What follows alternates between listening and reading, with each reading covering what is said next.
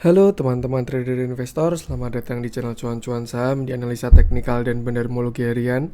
Seperti biasa, hari ini hari Rabu 5 Mei 2021. Hari yang cukup menarik untuk beberapa saham, tapi untuk IHSG-nya menurut saya biasa-biasa aja. Hari ini juga banyak pengumuman seperti inflasi dan lain sebagainya. Yang pasti seperti biasa kita akan menganalisa IHSG dan juga beberapa saham yang menarik. Langsung aja stay tune. Buat teman-teman yang ada pertanyaan, kritik atau saran, silahkan disampaikan aja via komen YouTube atau bisa via DM Instagram. Dan setiap pertanyaan pasti insya Allah akan saya balas kalau misalkan saya sudah ada waktu. Tapi untuk akhir-akhir ini, mohon maaf saya belum sempat membuatkan konten netizen bertanya cuan-cuan saya menjawab. Karena jujur saya baru sibuk. Tapi tenang aja, pasti akan selalu saya balas.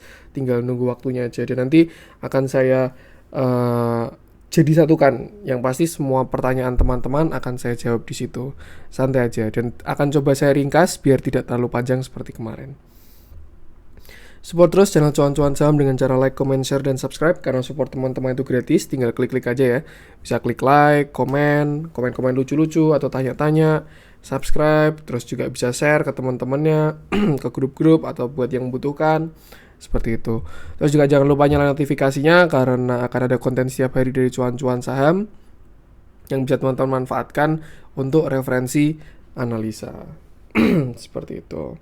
Mohon maaf, ini saya baru agak sakit jadi mungkin banyak berdehemnya. Langsung aja kita ke foreign flow dulu. Hari ini asing total net buy, bukan jumlah yang terlalu besar, yaitu 165 miliar. Kemarin yang lumayan besar ya, 400 miliaran. Hari ini net buy-nya cuman sekitar 165 miliar. Dengan transaksi hari ini masih standar-standar aja di angka 9,2 triliun. Masih belum kembali ke target ya. Yang saya bilang kalau misalkan dia bisa 12 triliun, pasti bakalan kencang lagi IHSG. Yang pasti ada pergerakan signifikan ketika transaksi di angka situ. Tapi masih sama aja di sekitar 9,218 triliun. Dengan net sale terbesar masih dipegang oleh Bank Mandiri 41,2 miliar, lalu kedua ada Tower 36,9 miliar, yang ketiga ada Mitra Keluarga Karya Sehat 18,5 miliar. Kecil-kecil sih sebenarnya pergerakan asing ini, dari net sale-nya tidak ada yang signifikan, dari net buy-nya juga tidak ada yang terlalu signifikan. Masuk ke net buy, yang pertama dipegang oleh Bank BCA 70 miliar, lalu Bank BRI 69,9 miliar, dan TBIG yang masih konsisten diakumulasi oleh asing sekitar 45,6 miliar. Selanjutnya ada Bank BNI 29,3 miliar dan United Tractor di 28,7 miliar. Tuh, langsung aja kita masukkan analisa IHSG-nya. Kalau misalkan teman-teman ingat, candle hari ini kalau misalkan kita lihat candle harian sebenarnya kurang bagus ya, kurang bagus. Tapi kalau misalkan kita lihat intraday-nya ya sebenarnya bagus, karena hari ini bisa closing hijau ya, walaupun candle daily-nya kurang bagus. Kenapa? Ya karena dia doji tapi shadow-nya panjang ke atas. Ini sebenarnya candle galau, tapi jeleknya adalah shadow-nya panjang ke atas. Kalau shadow-nya sama panjang, atas sama bawah sama panjang, sebenarnya itu netral ya. Tapi kalau misalkan saya lihat kayak gini sebenarnya kurang bagus. Kenapa? Kalau misalkan teman-teman ingat sekitar 2 hari yang lalu waktu di konten sini ya, waktu saya bilang IHSG breakout penannya ini, saya bilang tunggu konfirmasi, yaitu ketika ada candle yang meretest dari penan ini. Dan kalau misalkan teman-teman semua lihat, kalau kita lihat ya, high-nya tuh sampai ke garis penan bawahnya, yang artinya mungkin bisa diasumsikan bahwa hari ini adalah retest. Retest untuk apa? Retest untuk turun lebih dalam seperti itu. Karena kalau misalkan yang namanya breakout tuh akan lebih sehat kalau retest dulu. Kalau misalkan breakout ke atas, misalkan kayak gini ya, dia breakout ke atas, retest baru naik ke atas seperti itu. Kalau bawah pun sama, breakout ke bawah, retest terus turun lebih dalam seperti itu. Itu untuk view kurang bagusnya. Jadi hari ini adalah retest. Retest untuk apa? Untuk turun lebih dalam, karena penan kemarin sudah breakout di sini. Waktu 3 Mei seperti itu. Nah, cuman kalau misalkan kita lihat dari emiten-emitennya sebenarnya pada lumayan bagus ya hari ini pergerakannya. Terus juga kita ditolong sama komoditas lagi kayak nikel, timah, minyak yang sudah mulai membara lagi. Jadi setidaknya ada proksi-proksi dari komoditas itu yang bisa membuat IHSG naik seperti itu. Cuman ya kalau misalkan dilihat dari candle hariannya seperti ini menurut saya kurang bagus sih. Yang pasti mungkin bisa dibatasi resiko aja karena belum terjadi konfirmasi ya. Mungkin konfirmasinya amannya kalau dia udah breakout sini itu sekitar 6024 lah. Ya setidaknya kembali ke 6000 itu bakalan lebih oke untuk IHSG. Dan untuk sekarang ya sebenarnya masih sama aja kayak kemarin, mirip-mirip ya di area 0,618 nih. Sekarang pun masih ke sini.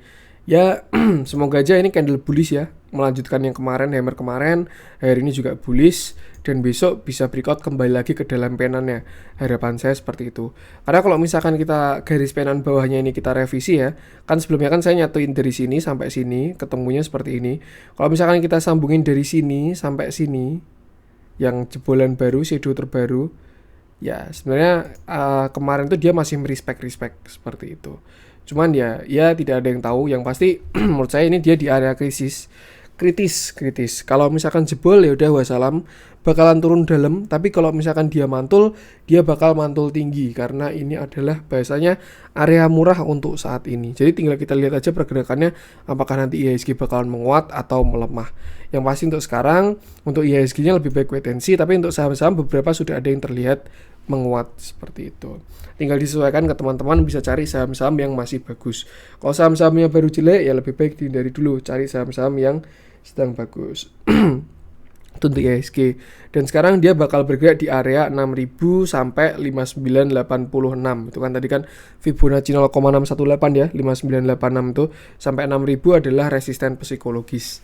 Nanti ketika dia udah breakout salah satu, baru angka-angka itu tadi bakalan jadi support atau jadi resisten, kebalikannya seperti itu. Langsung aja kita sekarang masuk ke beberapa saham pilihan. Kita mulai dari Bank Mandiri mungkin, yang masih konsisten di net sell asing. Nah,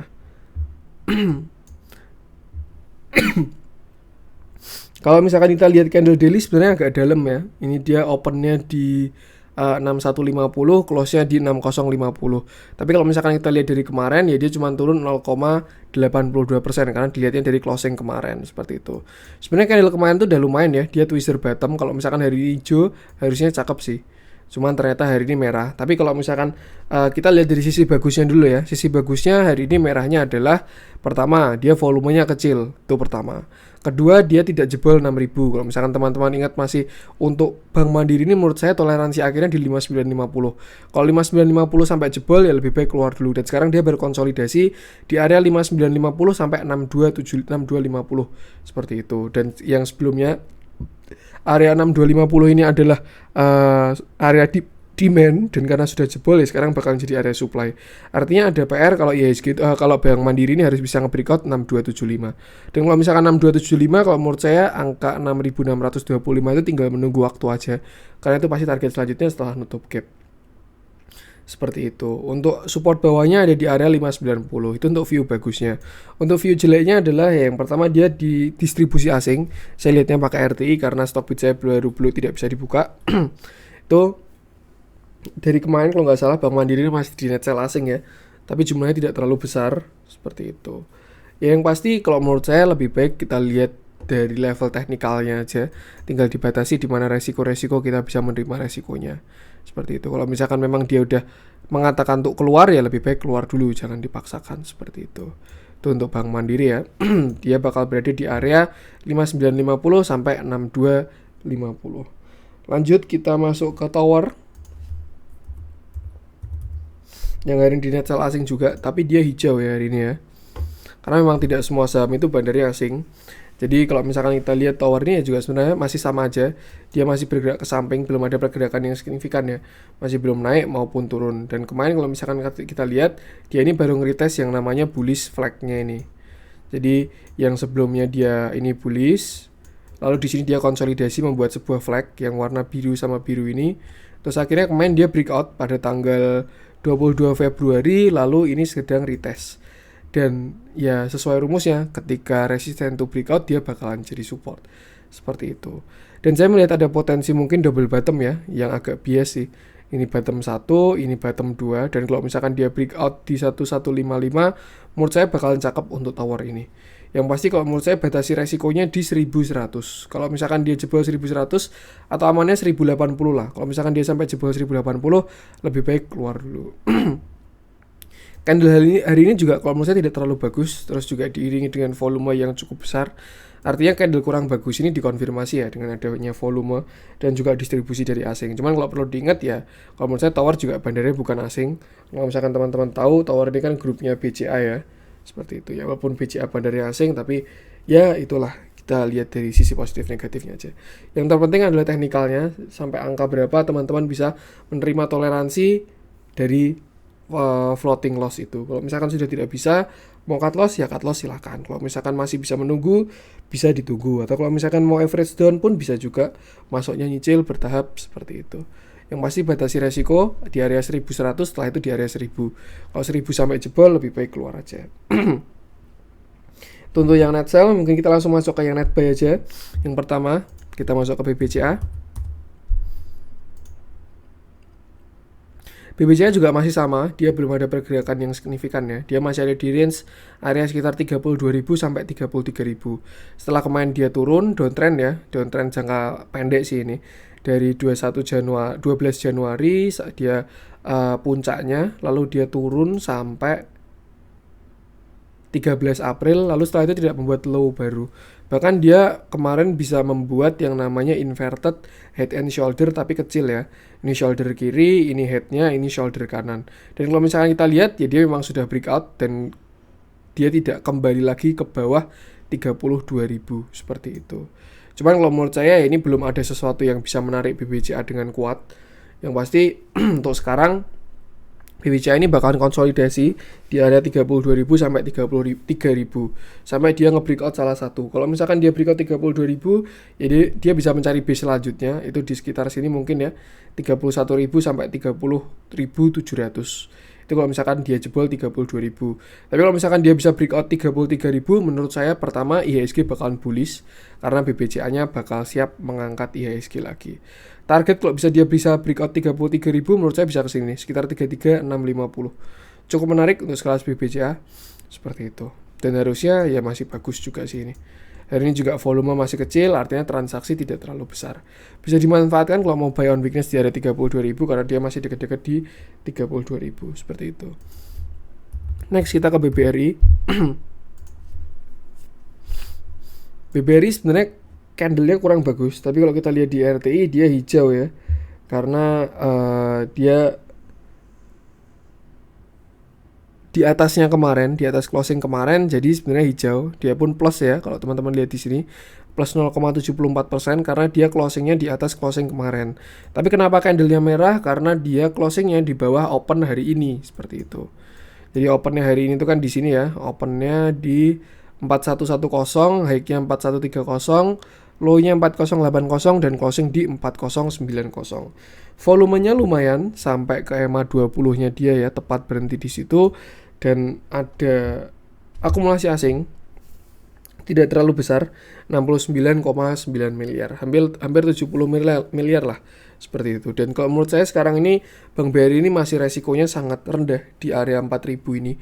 Yang sebelumnya kemarin resiko rendahnya di 4180 sampai 4200, karena sudah jebol ya berarti supportnya dia sekarang di area 4100 sampai 4000. Selama di situ kalau menurut saya masih bagus, worth to buy. Yang penting sesuaikan dengan strateginya aja. Kalau misalkan mau jangka panjang sih nggak masalah sekali ya beli di area situ. Nanti ketika dia udah jalan ke atas tuh harga-harga saat ini tuh terlihat sangat murah dan udah kelihatan tanda-tandanya kok kalau IHSG itu mau naik seperti itu. Tapi kalau misalkan dia sampai jebol dan teman-teman buat trading jangka pendek ya langkah lebih baik exit dulu. Tapi kalau buat jangka panjang kalau jebol ya bisa masuk lebih banyak. Seperti itu. Batasi resiko di 4000 dan 4000 itu base entry sekali untuk saat ini. Hampir semua support ketemu ya. Ada area demand, ada support klasik, ada ya support psikologis dan lain sebagainya.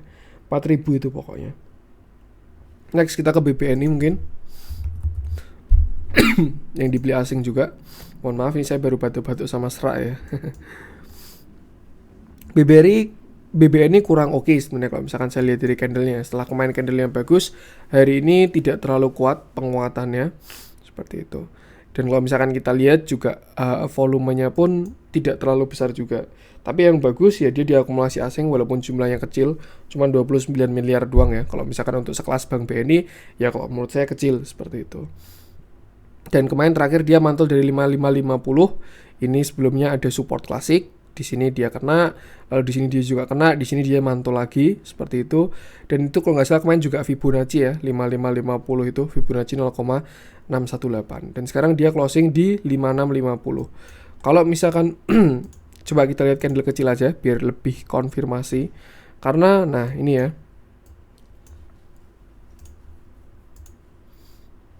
Sebenarnya saya lihat ini BBRI closingnya ada di area support atau resisten ini ya, di sekitar 5675 ini. Kan sebelumnya di sini dia mantul, di sini dia mantul, di sini dia mantul, di sini dia mantul, di sini dia mantul, dan akhirnya dia jebol di sini. Nah, ketika candle seperti ini kalau saya lihat di daily biasanya kurang jelas apakah dia itu sebenarnya udah breakout lalu retest atau memang dia ini tidak bisa breakout seperti itu. Jadi lebih baik kita cek dulu pakai candle kecilnya. Dan kalau misalkan kita lihat dari candle kecil di sekitar sini 5650 ini sebenarnya dia udah breakout karena arahnya dia dari bawah tembus ke atas lalu dia closing di sini. Jadi sudah breakout dan sudah retest seperti itu. Breakoutnya pun volumenya lumayan ya. Mungkin di sini nih. Ini ada volume, terus di sini juga waktu closing ada volume, cukup oke sih. Dan mungkin kalau misalkan kita asumsikan ya bisa juga hari ini dia sudah breakout yang namanya resisten di 5675 seperti itu. Dan artinya 5675 ini sekarang sudah jadi support. Cuman mungkin dia kalau misalkan volatile bisa sampai sini ya, low-nya yang ini itu 5650 seperti itu. Ada 5675 sampai 5650 untuk support BBNI sekarang ini. Untuk target kalau misalkan arah dia ke atas ya, menurut saya harusnya bisa ke sini area 5900 seperti itu. Tapi kalau misalkan dia nggak berhasil menguat, ya mungkin dia kembali lagi ke 5550 seperti itu. Sekarang kita masuk ke mungkin trio metal dulu yang hari ini cukup menarik juga ya. Kita mulai dari Antam, coba kita cek.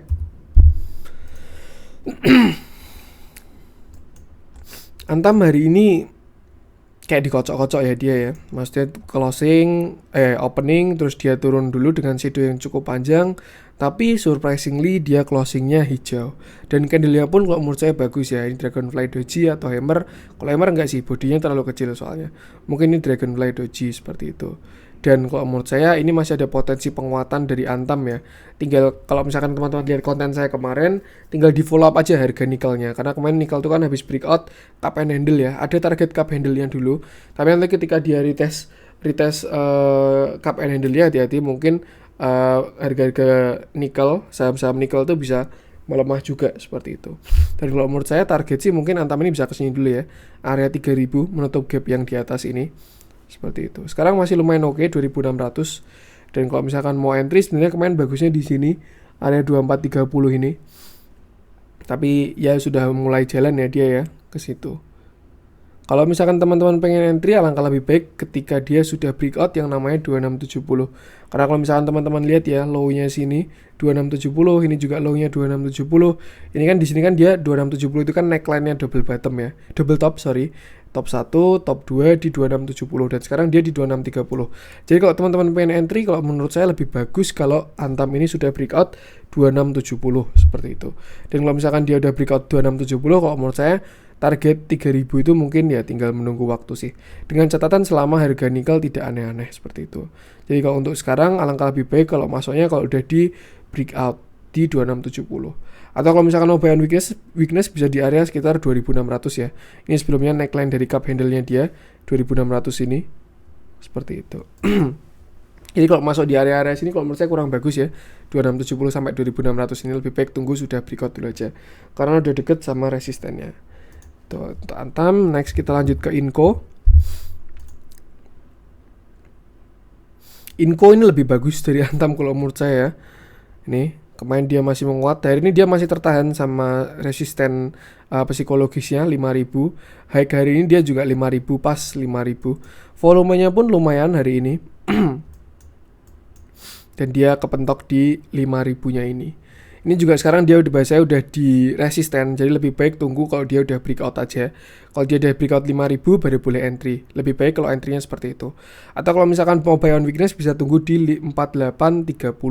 Itu entry yang bagus untuk Inco karena dia mungkin double bottom ya ini ya, walaupun tidak begitu pas bottomingnya, tapi 4830 ini resisten kelihatan sekali 4840 itu.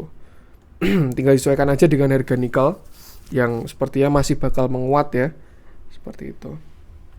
Setelah kemarin koreksinya ini, dia juga masih meninggalkan banyak gap di atas, yang tertinggi ada di 6.200. Dan kalau menurut saya kalau misalkan harga nikel tidak aneh-aneh ya, 6.200 juga bakalan ketutup sih.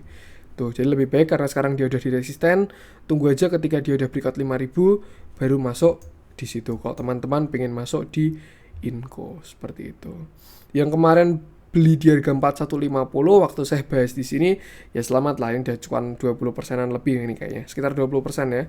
Tapi kalau misalkan teman-teman baru mau entry, ya lebih baik ketika dia sudah breakout 5.000 seperti itu. Next kita bahas TINS.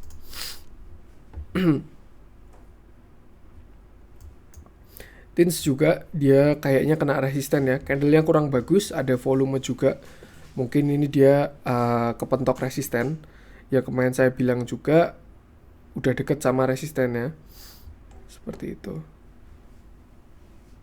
Untuk supportnya dia terdekat ada di area 1780 ini, area pink yang saya bikin ini. Dan untuk resistennya ya ini di area pink yang atas ini yang saya bikin, dan bahkan dia closingnya tepat sekali di pink atasnya ini, kotak pink atas ini, seperti itu. Kalau misalkan sebenarnya kita fair-fairan ya, mau lihat anomali volume, ya sebenarnya belum begitu kelihatan sih, karena spreadnya mengecil, volumenya juga mengecil seperti itu. Tapi kalau misalkan udah kayak gini, biasanya ya, ini adalah tanda-tanda dari koreksi. Ini arah dari volumenya sudah ke bawah. Jadi ini yang namanya anomali ya, harganya ke atas tapi volumenya ke bawah. Dan mungkin dia bisa koreksi karena dia udah kepentok resisten ya. Dan kalau menurut saya koreksinya pun koreksi sehat, mungkin dia bisa bikin yang namanya cup and handle seperti itu. Bikinnya di mana? Kalau menurut saya bisa di area sekitar sini nih, 1710. Dia bisa retrace sampai situ, baru bikin handle, terus setelah itu baru breakout dengan neckline di 1865. Overall kalau menurut saya masih menarik sekali dari timah-timahan ini, kayak misalkan zinc, TINS itu masih bagus banget ya. Jadi kalau menurut saya arahnya masih ke atas, cuman ya ini kena level-level resisten aja. Ada orang yang taking profit, terus juga mulai berkurang yang beli karena ada di level resisten. Tapi ketika udah breakout, arahnya harusnya masih tetap ke atas. Tuh. Jadi kalau misalkan dilihat dari tanda-tandanya, bisa ditunggu kalau teman-teman pengen masuk ke TINS, bisa tunggu retrace dulu aja. Mungkin di area sini sekitar 1725 sampai 1760. Kalau misalkan kita hitung pakai Fibonacci,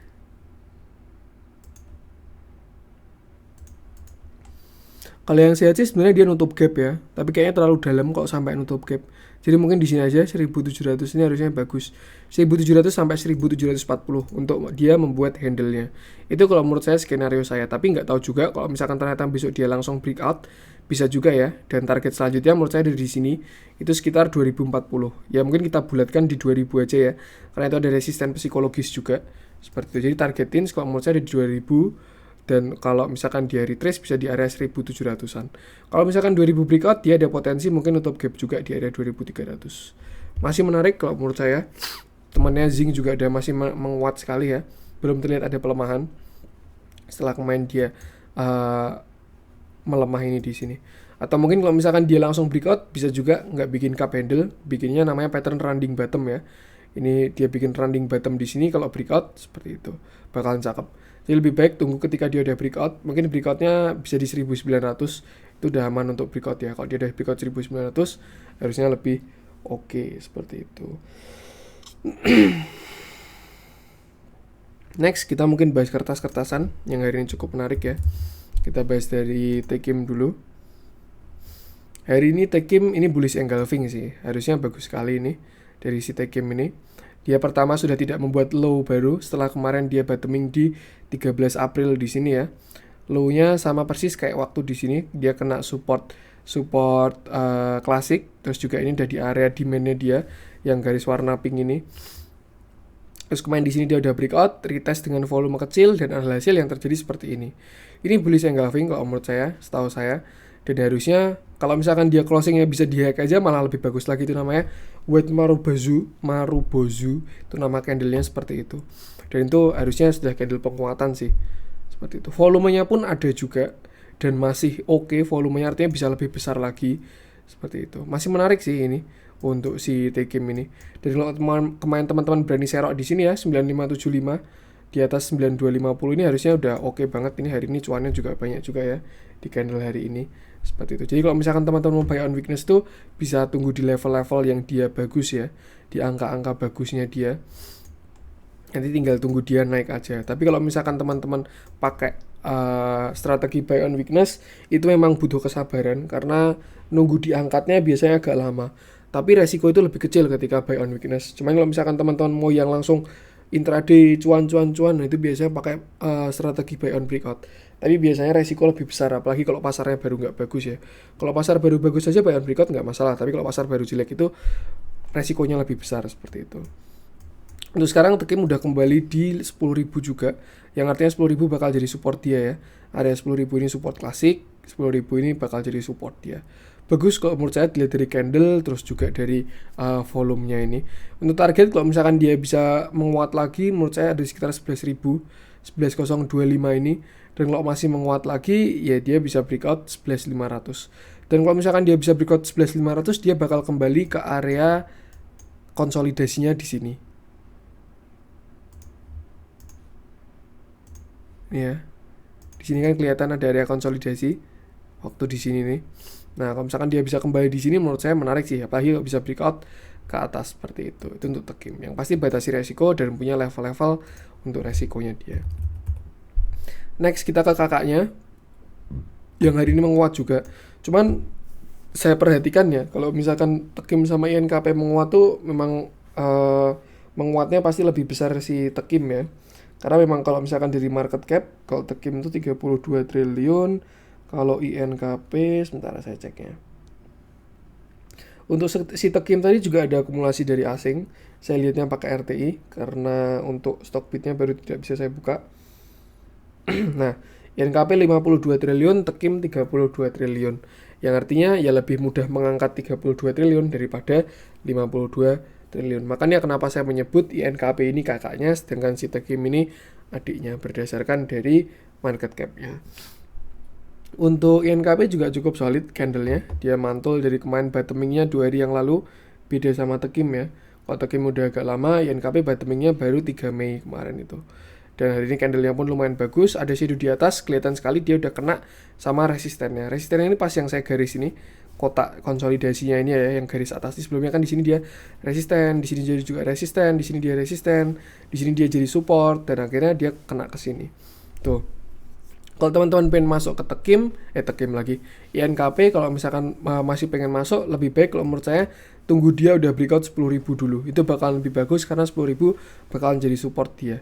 Tapi kalau misalkan mau buy on weakness ya bisa tunggu di sekitar sini mungkin ya, 9.500 itu lumayan oke. Cuman kalau dilihat dari tanda-tandanya, dari volume, candle dan lain sebagainya, sepertinya kok 10.000 itu bakalan breakout ini kalau menurut saya. Tapi ya kita lihat dulu aja besok seperti apa. Tuh. Itu untuk INKP. Dan kalau si Tekim tadi dia diakumulasi asing ya, sekitar 14 miliar, 13,9 tepatnya, seperti itu. Sekarang kita masuk ke yang merah-merah dulu. Nah, dari Adaro nih, saya yakin mungkin ada beberapa teman-teman yang nyangkut di Adaro ya. Ini sesuatu yang wajar sebenarnya dari Adaro ini. Kenapa? Karena dia hari ini ex-date. Jadi ketika di sini harga diangkat, lalu di sini kemarin tuh dia cum-date ya, 4 Mei, dan hari ini dia ex-date langsung dibanting open gap turun 4,40%. Sebenarnya masih mendingan ya, karena harusnya rumusnya ya, yang namanya ex-date itu turunnya kayak dividend yield-nya. Dan kalau kemarin tuh kalau nggak salah, dividend yield-nya Adaro itu sekitar 5%. Jadi dia baru turun 4% ya, seperti itu. Tuh, jadi agak mendingan lah hari ini. Kalau misalkan teman-teman belinya di sini ya masih ada untung 1% dari dividennya kalau mau cut loss. Tapi kalau misalkan teman-teman belinya di pucuk ya sekarang pasti posisi baru nyangkut sih. Dan kalau misalkan kita lihat ya si Adaro ini kembali ke blok konsolidasinya lagi di area 1235 sampai 1175 atau mungkin sini ya 1155 seperti itu. Dan kalau misalkan dilihat dari bottomingnya harusnya sebentar lagi ini udah mantul si Adaro. Mungkin nanti di area 1155 dia bisa terlihat ada pantulan-pantulan. Tinggal ditunggu aja nanti kalau misalkan harga batubara menguat. Karena kalau nggak salah harga batubara itu baru melemah ya. Jadi belum ada katalis yang bisa mengangkat saham-saham batubara ini. Dan kemarin yang mengangkat dari sini ke sini ya berarti cuma gara-gara dividen aja. Seperti itu. Karena bandar pun bisa manfaatkan ya. Misalkan diborong di sini, habis itu di markup, di sini dia jualan, diambil sama retail, terus waktu exit langsung hajar kiri, akhirnya ARB kayak gini. Ya itu bisa terjadi lah. Ya ini juga yang disebut dengan fenomena dividend trap. Kalau teman-teman belum paham apa itu dividend trap, bisa lihat kontennya tentang dividen di playlist sharing-sharing trading, cuan-cuan saham ya. Playlist sharing-sharing trading itu saya pernah bahas dividend trap, bisa dicek di situ. Dan kalau menurut saya ya selama Adaro ini tidak jebol 1150 masih tidak masalah. Tuh, dan dia sudah deket bentar lagi kok nyampe 1150 ini. Tapi kalau sampai jebol 1150 menurut saya harus hati-hati. Tapi kalau dilihat dari arah-arahnya ya, dari harga batu bara yang menguat dan lain sebagainya, harusnya dia sampai 1150 mungkin ke samping beberapa hari, beberapa candle lalu balik ke atas seperti itu. Dirasa-rasa seperti itu kalau menurut saya skemanya.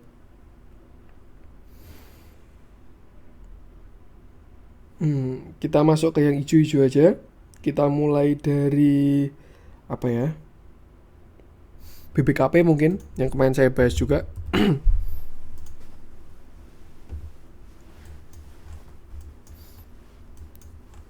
Jadi memang BBKP ini kemarin udah mantul dari low-nya 444. Di konten hari kemarin saya juga bahas BBKP, saya bilang supportnya BBKP ini di 450, itu low-nya sini ya. Sorry ini 456, berarti low-nya yang sini. Nah ini kan low-nya candle ini kan 450. Dan di konten hari kemarin saya sudah bilang kalau supportnya BBKP itu di area 450. Tetapi ternyata hari ini dia sampai 444 seperti itu. Cuman bisa terbukti kalau misalkan angka itu tuh masih di respect sebagai supportnya dia. Area 450 sampai 426 ini masih jadi area supportnya dia waktu dia kemarin mantul di sini dan juga di sini seperti itu. Untuk volume hari ini lumayan, ada spike juga melewati moving average-nya volume ya, MA20. Dan kalau misalkan penguatan ini berlanjut, harusnya dia kalau ke resisten selanjutnya bisa ke sekitar sini, area 526. Seperti itu. Tapi kalau untuk ke arah sini menurut saya masih butuh konfirmasi dulu, konfirmasi yang berlebih ya. Karena bisa juga takutnya ini dead cat bounce, tapi kalau misalkan nanti dia bisa berlanjut menguatnya, yaitu bisa ke 520-an seperti itu. Itulah kenapa saya bilang kemarin juga resiko kecil ketika buy on weakness. Jadi ketika saham itu udah turun di area yang bagus untuk entry, di weaknessnya resiko kecil karena saham itu bakalan cenderung untuk mantul juga. Itu namanya strategi buy on weakness. Tapi kalau misalkan buy on breakout biasanya resiko lebih besar seperti itu. Overall masih oke, dan ulasan saya pun masih sama. Selama masih ada konflik Kokminbank sama Boswa, menurut saya juga masih agak susah BBKP ini bergerak. Tapi ketika nanti sengketa udah selesai, ya kalau menurut saya ini saham yang bagus kok untuk sekelas Kokminbank ya. Dia juga salah satu bank besar di Korea, jadi tinggal tunggu tanggal mainnya aja. Ya teman-teman harus sabar aja seperti itu. Yang pasti selama dia nggak jebol 426 ini masih oke harusnya ya. Tuh, dan kalau teman-teman mau average down, kalau misalkan dia melemah dengan volume kecil di area 450, itu bagus buat entry kalau mau average down. Mungkin bisa dibudgetkan di 450 lalu di sekitar 426. Seperti itu. Next kita ke BBTN. Yang hari ini udah mantul juga. Candle-nya lumayan oke, solid sekali. Closing-nya 1645, high-nya 1645 juga. Jadi closing-nya ada di high, yang artinya tidak ada shadow sama sekali.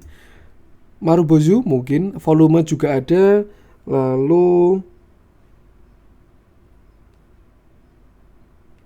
ada terlihat akumulasi dari broker RX dan DX lalu BK. Saya tapi ngelihatnya pakai pakai RTI di analitik karena stock feed-nya baru nggak bisa saya buka. Itu kelihatan sekali ada akumulasi yang besar dari RX. Ini menarik sebenarnya kalau dilihat dari yang terjadi hari ini ya, transaksi hari ini. Hampir berapa ini ya? Pembeliannya dikuasai sama RX doang. Kelihatan dari yang jualan ada YP, ZP banyak sekali, tapi yang beli mayoritas RX, DX sama BK. 3 broker itu aja. Itu kalau misalkan dicek pakai aplikasi broker badarmologi manapun pasti udah kelihatan big accumulation sih. Dan itu udah tanda-tanda bagus, ada volume juga ya. Seperti itu. Dan kalau misalkan kita lihat Ya memang si BBTN ini kemarin udah breakout, dia breakout di sini. Cuman waktu retest tuh kurang bagus ya karena volumenya besar-besar. Tapi setelah dia bottoming ternyata dia ada pembalikan dan hari ini menurut saya ini tanda-tanda. Mungkin dia bisa comeback dengan yang namanya double bottom.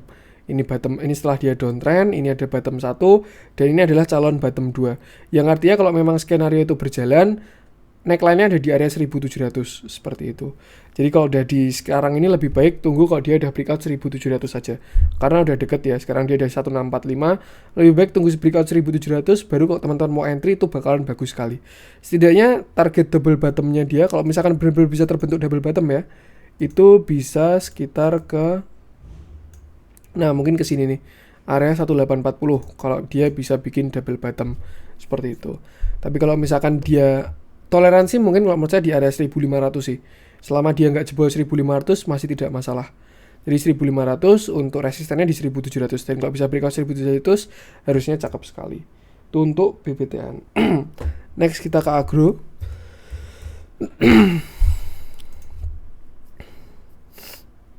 Agro juga sudah tidak membuat low baru. Setelah low-nya di sini ya 880 dia sudah mantul 2 kali. Walaupun waktu kemarin saya bilang targetnya penurunan agro itu bisa sampai sini sekitar 750, tapi ternyata sudah ada pantulan. Cuman kalau misalkan kita lihat memang volumenya tidak terlalu besar ya. Ya yang ditakutkan ini adalah yang namanya dead cat bounce. Jadi ketika dia udah masuk oversold, ya pasti bakal mantul juga. Ketika saham masuk overbought juga pasti bakal mantul turun dulu. Ketika udah masuk oversold juga pasti bakal mantul juga seperti itu. Tapi kalau misalkan kita lihat ya kalau misalkan teman-teman mau entry buy on weakness ya bisa di area 880 ini karena dia mantul di situ ya. Kelihatan sekali dia mantul kemarin ini. Low-nya 880 lalu di sini openingnya 885 seperti itu. Untuk resisten terdekat menurut saya di area 1000 sampai 1005 ini. Ini area 1000 ini kan resistennya dia ya. Ada resisten psikologis di area 1000 ini. Dan kalau misalkan kita lihat sebenarnya dia udah dekat 930 ke 1000 itu. Kalau misalkan teman-teman mau mengambil 930 ke 1000-nya juga silahkan.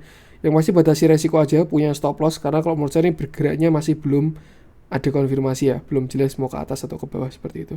Kalau misalkan bisa breakout 1000 menurut saya targetnya bakal ke 1150 seperti itu. Untuk support di sekitar 880 karena dia mantul dari 880. Untuk volume belum mulai terlihat, jadi lebih baik bisa tunggu konfirmasi dulu kalau teman-teman mau masuk.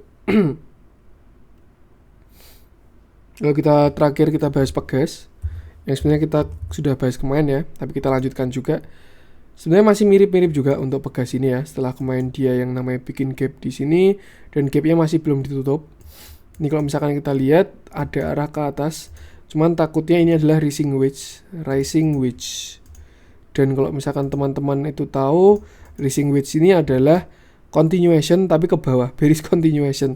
Jadi ketika dia turun lalu di sini bikin rising wedge, kalau misalkan dia breakout ke bawah itu turunnya bakal berlanjut seperti itu. Tuh. Yang pasti kalau menurut saya tugas kita cuma membatasi resiko kalau teman-teman masih pengen dipegas ya. Selama dia masih berada di bawah 1300 menurut saya belum aman. Tapi kalau misalkan dia berhasil closing di atas 1300 itu bakalan oke sih seperti itu. Dan kalau misalkan dia sampai breakout rising wedge-nya ini lebih baik exit dulu aja karena takutnya penurunan ini bisa continuation ya, alias berlanjut lebih dalam seperti itu. Besok kita update aja. Masih sama. Nanti kalau misalkan dia udah nutup gap di 1300, kalau terjadi pelemahan lebih baik keluar dulu. Tapi kalau misalkan dia bisa breakout 1300 dan closing di atas 1300 itu baru oke buat Pegas. Terus juga kemarin dia habis ganti ada direktur dan juga komisaris ya, yang walaupun saya tidak begitu tahu siapa tokoh-tokohnya, cuman harapannya itu katalis yang bagus buat Pegas. Harapannya seperti itu. Itu aja yang saya bahas karena saya pahamnya di technical, saya bahas untuk view-nya seperti itu aja. Kalau selama dia nggak jebol, belum breakout for rising wedge ini tidak masalah. Tapi ketika dia udah breakout rising wedge, lebih baik hati-hati. Oke, itu mungkin untuk konten hari ini. Yang pasti saya melihat tanda-tanda IHSG nggak tahu sih. Saya optimis aja kalau IHSG ini ada tanda-tanda bagus walaupun dia sekarang di Mei ya. Cuman kalau misalkan dilihat dari review jeleknya ya memang takutnya adalah hari ini retest seperti itu. Ya, kita tinggal lihat aja besok pergerakan mungkin sampai hari Jumat ya, apakah IHSG ini berhasil ke dalam penanya lagi atau bakalan dia malah turun dan hari ini retestnya. Jadi mungkin lebih baik kita tunggu konfirmasi dulu. Cuman kalau dilihat dari tanda-tandanya harusnya IHSG ini menguat. Oke, yang pasti untuk tugas seorang trader adalah batasi resiko aja. Ya, kalau teman-teman mau trading pada saat kayak gini, yang penting batasi resiko, masuk di angka yang bagus, terus juga jangan lupa stop loss dan juga itulah batasi resikonya. Money management juga jangan lupa. Oke, mungkin itu aja untuk konten hari ini. Kalau misalkan ada kurangnya saya mohon maaf. Yang ada pertanyaan, kritik atau saran, sampaikan aja, bisa di DM Instagram atau bisa di komen YouTube, yang pasti akan saya balas. Tinggal tunggu waktunya aja, dan saya mohon maaf karena saya akhir-akhir baru sibuk, jadi belum bisa membalas dari pertanyaan dari teman-teman. Support terus channel Cuan-Cuan Saham dengan cara like, comment, share, dan subscribe, karena support teman-teman itu gratis, tapi itu sangat berarti buat konten kreator seperti saya ini. Oke, itu untuk konten kali ini. Sekian dan salam cuan.